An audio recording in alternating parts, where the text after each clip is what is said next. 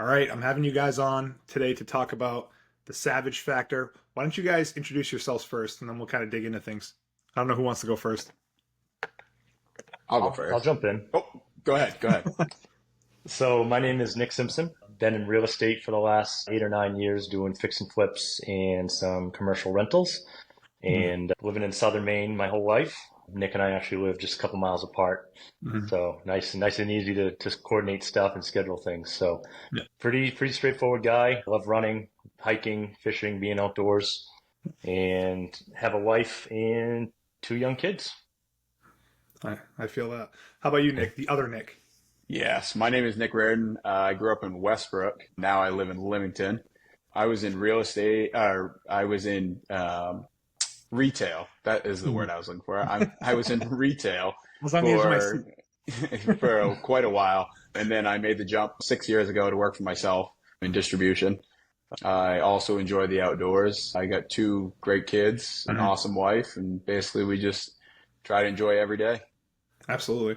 So I don't think you guys mentioned it, but you guys are brother-in-laws at this point, and Yes. that's the connection. But you guys decided at one point to create this brand, Savage Factor. Tell me about it. Like, where did this get started? What was the genesis?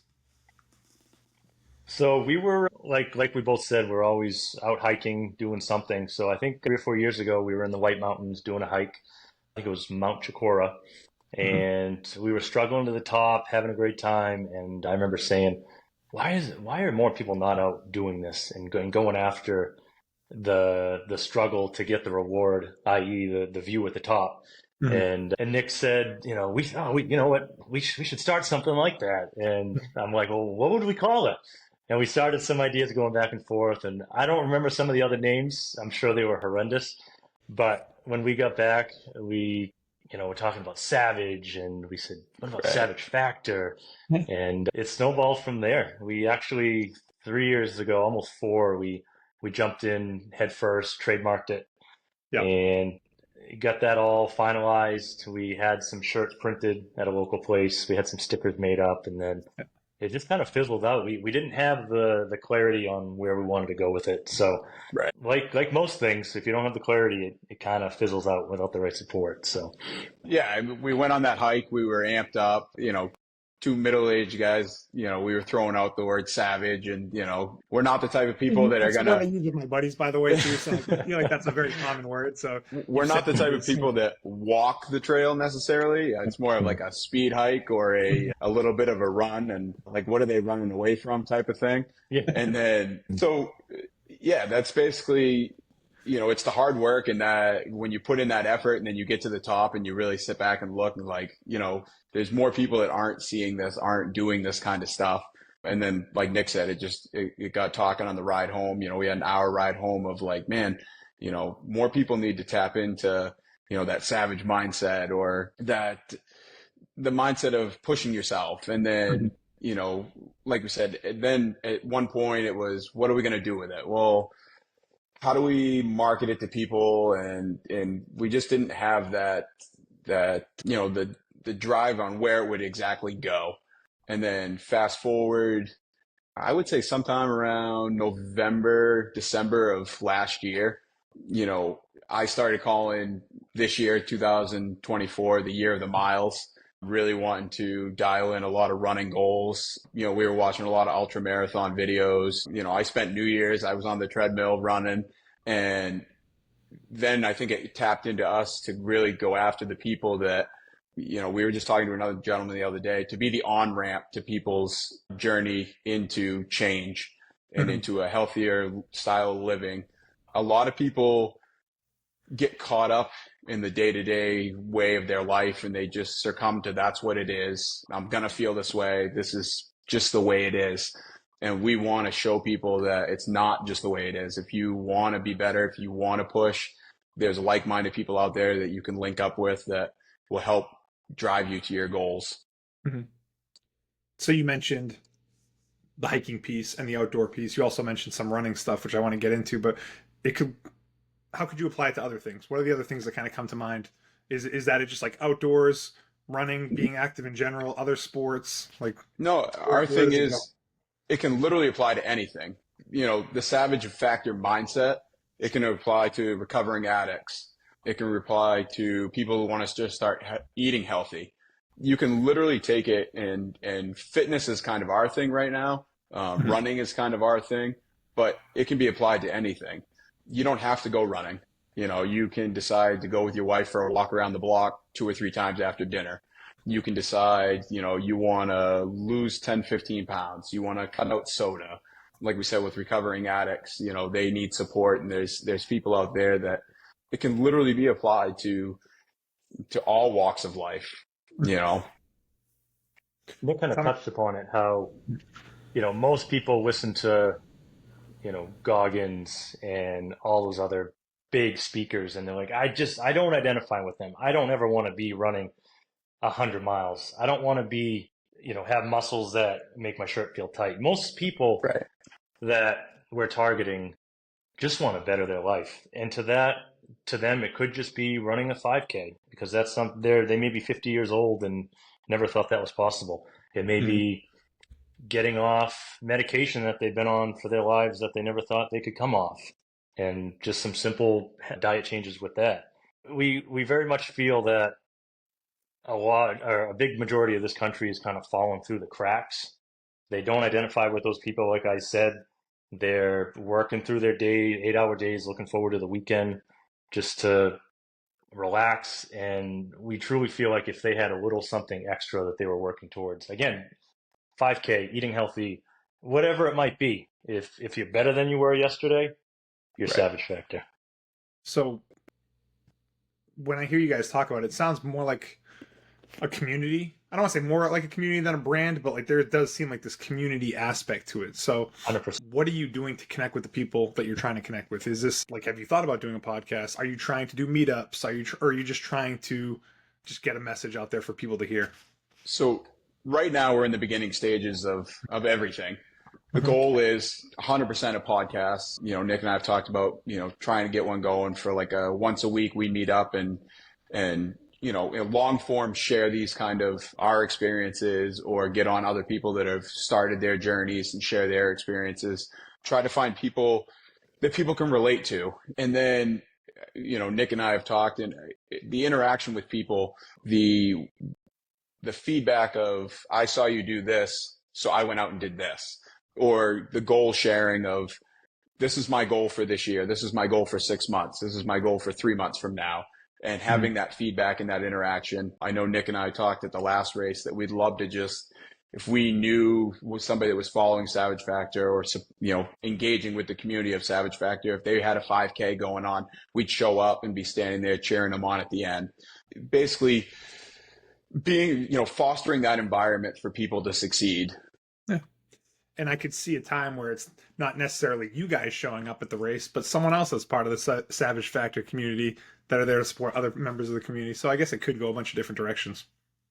100%. We have a longer term vision. I don't think it's as far out as we think, but to do an online presence within our website where you're very much going on, creating an account, you're uploading a 30-minute video, being truly vulnerable about what your goal is, and then having 5,000 other members come on and just start feeding into that, cheering you on. And, Right. and like you said, Randy, your goal might be a 5K, and there's 5 people that are in your community, and they show up when you cross that finish line, and they're there supporting you.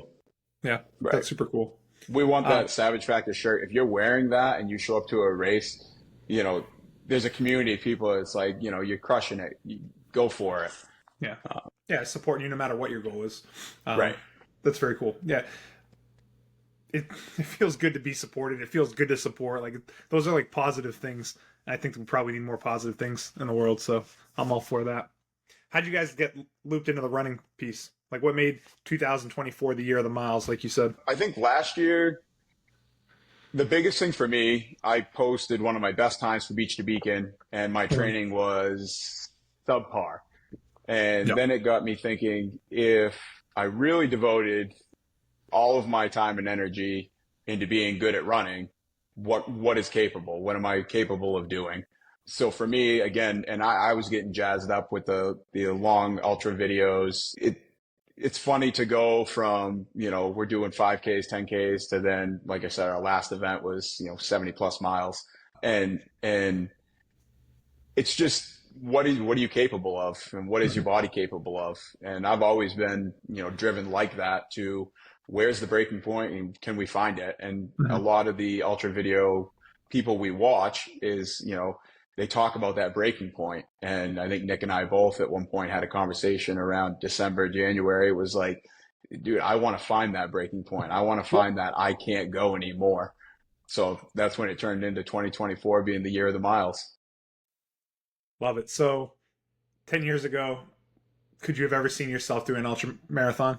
Is this something like No. a long-term goal, or it just really came in like this was very much, I had listened to a Rich Roll and Ken Rideout podcast back in November, December, and something clicked in my mind because up until that point, I had run a 10K. I think the most I'd ever run was 8 miles, and I always identified as I'm not a marathon runner. I'm a speed runner. I'm not built for the distance. Right. And it was a limiting belief that it was a safety net. I could tell myself that. I was fine with the 10Ks. And then Nick brought up the idea of slowing down the runs, enjoying them more, and how we could probably run farther. So even leading into this past weekend, like the most I'd ever run was 16 miles. So enthusiasm got me from 16 miles to 74.8. Like 74.8 miles. Yeah. What was your goal? What were you guys' goals? I know you're trying to find the breaking point, but like, so we went into it. We went into it with a goal of, without seeing the course, we went into it with a goal of hitting 100 miles. Yeah. We tossed around the goal, and it was one that when you sit down and you think about it, it's unachievable. Like 100 miles in 24 hours. Oh, just, it's crazy. And I guess that is what drove us to come up with the goal of 100 miles. Yeah. Is 24 hours isn't a long time. When you break it down, you have to average a 15-minute mile nonstop to reach 100 miles. And that's where we came up with the 100 miles, was just shoot for the stars and, let the work, we've both been running a lot, it's easy to push yourself further when your goal is so much higher. Yeah. 74 miles is amazing. So like, to me, that's freaking insane. How'd your bodies feel as you went? Like with 74, like, were you guys like freaking done at that point? Or like, I don't even know what it feels like to run more than 10 miles myself. So I ended up with 81.2 and Nick ended up with 74.8. Is that what you said, Nick? The course was it was way more difficult than we anticipated. I don't know if you've ever been to Pineland. No, is it the trail itself, the inclines, or? Yeah. So, we knew it would be a trail run, which, that's what they say. I guess we didn't anticipate how many hills, how many ups, how many downs. Over the course of the whole thing that we ran, I think it ended up being just shy of 10,000 feet of elevation gain and 10,000 feet of descent. So as soon as we went out on the course, the first lap, because it was basically a 6.2 mile loop that you did as many loops as you could in 24 hours. So we took the first lap and, that was our first time seeing the course. And we completed the first lap and we knew we were in for a grinder. It was going to be a grind to the end. And 12, 14 more times later and, Yep. We got it. Yeah, it ended up being, I think Nick did 11 loops and I did 12 loops. And it basically was like, we're going to just put your head down and just as many loops as you can get. So what's the strategy in an ultra marathon? Obviously, like just grind, but like, is there more to it? Like strategic eating, drinking, like stopping, not stopping? What's that like? So it's kind of everything you just said. So if you're underfueled, that's a problem. If you let your mindset crumble, that's a problem. If you get cramps in your leg, that's a problem. So it all kind of interconnects.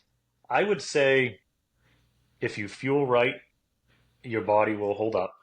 And then if you can keep your mindset stable, your body will hold up. Either nutrition and mindset can cause your body to just stop. And we experience that. It's almost different tiers, like a plateau and then back down, where you think you cannot go any farther. Your mind's shutting down, your legs are shutting down. But surprisingly, if you can get your mind back on board and get even a little jazzed up, your legs will kick back in gear. Like I promise you. Yeah. Where did that happen for you? Like, has this like happened towards the end and you were able to get an extra 10 miles, or like this happened very early and you were able to push through for another 50 miles? It happened multiple times. I think for me personally, once nighttime set, that was the first big struggle. And that's where Nick had the extra lap on me. We finished a lap and my mind was fried, therefore my legs were fried, and I just said, I need some time. You know, you keep doing, if you can go out and do it. I'll be here when you get back. And that was the best thing I could have done. So I kind of picked back up. But the last final lap, we both said we couldn't do another one. But we had, in our mind, we had already settled that we couldn't do another one. So I think if they when we finished, it, because when we finished, we both said if there was still time on the clock, I think we just would have basically grabbed some water and headed back out for another lap. Oh, so it is a time thing. Is that how all ultra marathons are? 24 hours is the thing? Or just how Pineland is? That's just how this particular trail run was structured. It was how many loops in 24 hours. Yeah, so if you went out at hour 23, you had to be back by hour 24 for your lap to count. Yeah. And to Nick's point, it's, everybody experienced, like, that's what he needed when dark came. I realized in my brain, I told him I couldn't sit there. Breaks needed to be small for me because I was never going to feel better. I could have sat in the chair for 2 hours. I wasn't going to feel any better. Yeah. So for me, it was that mental, just push through the pain, push through, just keep going, go, almost robot mode. We're just going to keep clicking off laps, clicking them off, filling up water bottles every time we came around, grab something to eat, make sure basically, our table, we looked like a bunch of second graders that packed our lunch. It was like mishmash of like, it was either granola bars or pretzels or, you name it, we had it. And we had way too much food, but we had a lot of variety, which was good because you don't know. It's easy to sit here at 10 a.m. and say, that's what I'm going to want. I really want that. Yeah. And then 2 a.m, you're like, I don't want that. I don't want any bit of that. So the biggest thing is staying mentally tough. If you look at some of the people that finished ahead of us and it wasn't their first one and they approached it with a different mental, or I don't want to say a stronger mental standpoint, but they had been there before and they kind of knew what that looked like at 2 a.m. when the legs didn't feel great or they were sore or tired or hungry or. So where do you guys go from here with the ultra marathons? Doing 6 it again? weeks. 6 weeks we go again. 6 weeks. Where's this one? Back Bay. Oh, nice. So what is it? Laps around Back Bay? And that's what it is? Or is it in and out of Portland, different spots? So that one's what they call like a true last man standing. So it's a 4.1 mile loop and you have, the clock goes off at noontime and you have an hour to get back. So if you finish in 40 minutes, you have to wait. You don't get to go out again until the hour is up. And then as people drop off, you go until there's one guy left. So it could be 4 miles. endless. Yeah. Interesting. That's different. Wow. Is that a common way of doing it? Or is this like a very unique to Back Bay? This is new, like the last probably 4 or 5 years. I was going to say 4 or 5 years. Yeah. Yeah. It started, I think, down south as like a backyard ultra kind of feel where it's a relaxed environment. Not that the run's relaxed, but the atmosphere is relaxed, and it's just slowly worked its way up here. The one we wanted to get in was back at Pineland in the fall, but it filled up way too fast. We missed our shot. Right. So next time, this will be this one we have on July 13th will be a great warm up for fall. Well, what I know about the loop around Back Bay, because we take our kids there and we'll do the 4.1 mile loop around with the bikes and stuff. The running conditions should be better. Right? Oh yeah, yes, absolutely. There's a small hill maybe along the highway side of things, but in general it's pretty flat. So hopefully that's better for you guys. But it's interesting to think, like, would you like, you probably want to really do like a nice pace just to get in around the hour with maybe a little bit of time to chill for a sec, I guess. But it's not like you want to bust it, get it done in 30 minutes and then hang out for 30 minutes, right? Right. Well, to me, it's different and everybody's different. Like if I had done what Nick did, I don't know that I could have got my body back going. Yeah. He was able to take some longer breaks and felt rejuvenated. Me personally, I don't think I would have felt that way. So Mhm. my mentality going in even to the Back Bay one is low and slow, keep it rolling. If we get back in and we got 10, 15 minutes, that's perfect. Mhm. 5 minutes, perfect. We'll just keep going. Yeah. We actually got to, the winner of Back Bay from last year was at the Pineland race. So we got to Yeah. interact with him a little bit. And, his words were that the terrain and the run is quite a bit easier than what we just experienced at Yeah. Pineland. So Yeah. if we could do that, then we can put our minds through and do Back Bay. Am I gonna have to get a Savage Factor shirt and be there at the finish line for you guys, or what? Like, I feel like I have I to. Like, think that's you what it's will. all Yeah, about, I right? think you will, and I Yeah. think next year you'll have to run with us. Damn. All right. You guys get me Yeah. fired up. What else? Like, where does Savage Factor go from here? I know we're talking podcasts. I know we're talking about these things. Is there anything else? Like, you talk about the website, but is there any event type stuff outside of running that you have planned, or you're still kind of putting together that sort of stuff? So So this year, we're yeah. still putting some stuff together. We have some big promotion videos that are coming out hopefully soon. We're going to be launching a pop-up store so people can buy shirts, sweatshirts, hats. Hopefully be able to jump into the website game. And I think once we have that website set up, it's really going to be an interactive experience for people. Yep. So we're excited for that. But right now, just follow us on Instagram and Facebook. We look forward to responding to messages. Just tell us what you're working for. Like, we would get no greater enjoyment than jumping on a call with whoever and just talking through it, giving them some ideas, some tips, and maybe even connecting them with people that can specifically identify with them. If you're a recovering addict, I work with a lot of people in that field. I am not one, but I work with some amazing folks that could be resources if that's your Yeah. lane. Yeah, and I think like we've talked about, this year is, just getting started. Next year, we'd love to be a sponsor at a race. We'd love to anything that engages people more into what our message is. Like Nick said, that we've been asking on Facebook, tell us what your Savage Factor. I went on and made a video the other day after the race, because what we don't want is people to see they follow for the crazy stuff we're doing and think that I can't do that, so I'm not Savage Factor. And that's not the case. The idea behind us doing these crazy things and sharing it is, if we can do that, then you can do what it is you want to do. Yeah. Because like you asked, Randy, would we have done 10 years ago, said we could do 75, 80 plus miles? No. So it is doable. If you put your mind to it, you can do what it is you want to do. And you don't have to, if you want to run 100 miles with us, great. We welcome it. We'll share our tent. But if your goal is, like we said, a 5K, or your goal is, how do I eat clean? How do I eat a little healthier? I want to shed 15, 20 pounds. I want to show my kids a better example of how to eat. We want to get in touch with those people and help in any way possible. Obviously, we're not experts in any in particular field, but we've both been diving into the nutrition and the running, and there's a lot of things that we can answer, and there's a lot of things that we can direct you to the right people to answer your questions.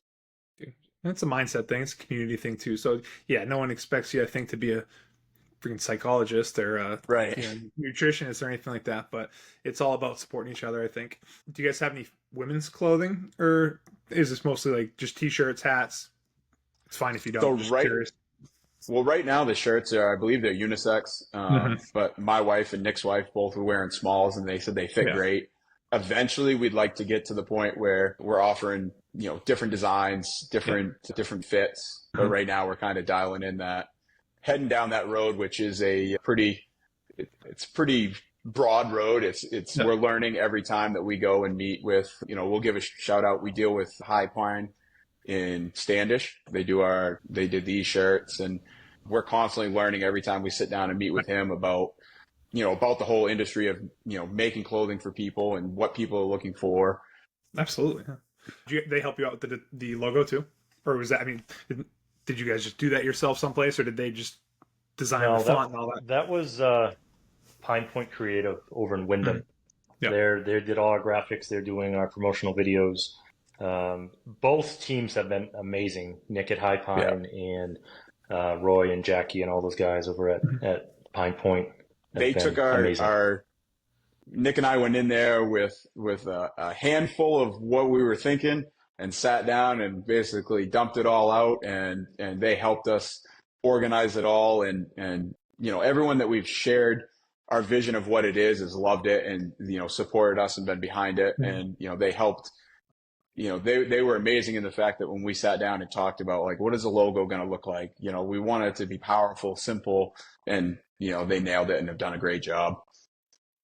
So, does anyone ask you, like, do you say that someone has the savage factor, or is savage, or like, what's the best way to use the phrase savage factor? I would say the easiest way to apply it to the everyday person would be, what is your savage factor? And Nick, you can correct me if I'm wrong. I think that's kind of our vision. Yeah, the big thing. Someone has a savage factor, or right. The big thing for I would us, say everybody has a savage factor. right. The big thing, if you can see on my shirt, the parentheses are in red.